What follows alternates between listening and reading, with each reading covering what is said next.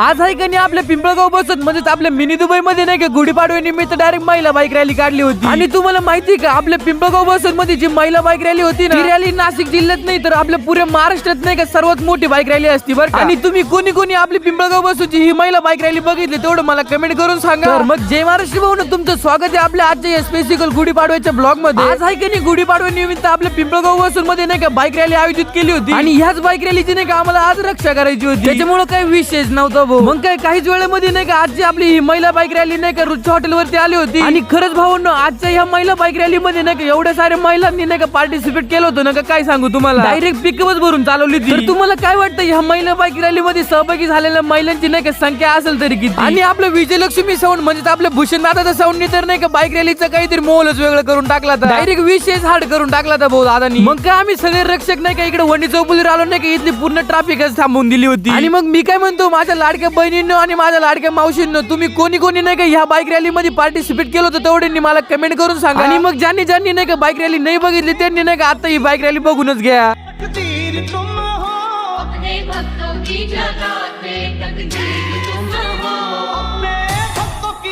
तर पब्लिक आजच्या महिला बाईक रॅलीचा नाही का शेवट ह्या एका लॉन्चला होता आणि तुम्ही कोणाला नाही का आपल्या महिला बाईक रॅलीच्या आजच्या शेवटच्या कार्यक्रमामध्ये बक्षीस लागलं त्यांनी पण मला कमेंट करून सांगा आणि काय बक्षीस लागलं ते पण सांगा बरं का। आणि जाता जाता तेवढं तुमच्या भावाच्या ब्लॉगला लाईक आणि नाही का तुमच्या भावाला फॉलो पण करून घ्या।